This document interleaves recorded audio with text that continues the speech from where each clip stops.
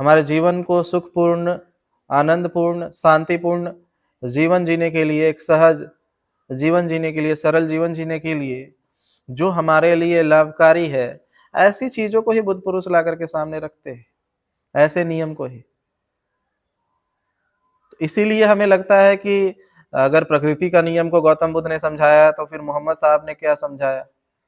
मोहम्मद साहब ने भी प्रकृति के नियम को ही समझाया। जीसस ने भी प्रकृति के नियम को समझाया, महावीर ने भी प्रकृति के नियम को ही समझाया। गुरु नानक साहब ने भी प्रकृति के नियम को समझाया, कबीर हो, रविदास हो, ओशो, सब लोगों ने प्रकृति के नियम को ही समझाया और आपके जीवन को जितना हो सके सरल और सहज बनाने की कोशिश की। इसीलिए आपको लगता है कि इन सब में भेद है, नहीं, किसी में भेद नहीं है। हम तो कहते हैं कि इन सारे बुद्ध पुरुषों के वाणियों को पढ़ना चाहिए, समझना चाहिए, ताकि आपका जीवन और ज्यादा सरल हो, क्योंकि ये अपडेट वर्जन है। जिस तरीके से आप मोबाइल यूज करते हो ना, कि इस बार ओप्पो का ट्राई कर लिए, नेक्स्ट टाइम रियलमी का देखेंगे, सैमसंग का देखेंगे, नोकिया का, मोटोरोला का, तो कभी आईफोन देखेंगे, वन प्लस देखेंगे। उसी तरीके से आपको इन सारे बुद्ध पुरुषों की वाणियों को पढ़ना चाहिए और समझना चाहिए, क्योंकि इससे आपका जीवन और ज्यादा सरल हो सकता है।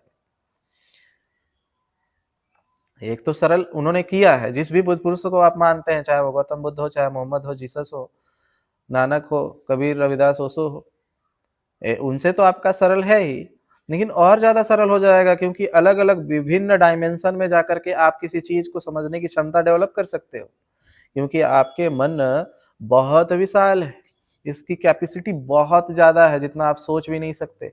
अभी तक लोगों ने सिर्फ 8 से 10%, ज्यादा से ज्यादा 12% इस माइंड का उपयोग किया है। आइंस्टाइन जैसा व्यक्ति सिर्फ 10 से 12% अपने दिमाग का उपयोग कर पाए। तो समझ जाइए, वैज्ञानिक तो कहते हैं कि जो आम जो लोग है, मैक्सिमम जो लोग है, वो अपने दिमाग का मात्र 3 से 4% ही उपयोग कर पाते हैं। आपका दिमाग सिर्फ 3 से 4% उपयोग हो पाता है, और जो ज्यादा वेल एजुकेटेड और वेल तार्किक जैसे वैज्ञानिक, रिसर्च करने वाले, डॉक्टर, इंजीनियर, इन लोगों का लगभग अगर बहुत ज्यादा गहन रिसर्च पे जाते हैं तो 5-6%, 7% तक चले जाते हैं। तो आपका तो सिर्फ 3-4% तक ही है। तो आप अगर अलग अलग डायमेंशन में, अलग अलग डायमेंशन के लोगों के जब विचार पढ़ेंगे, चाहे वो मोहम्मद के हो, जीसस के हो, नानक, कबीर, रविदास, ओशो के हो, गौतम बुद्ध के हो, महावीर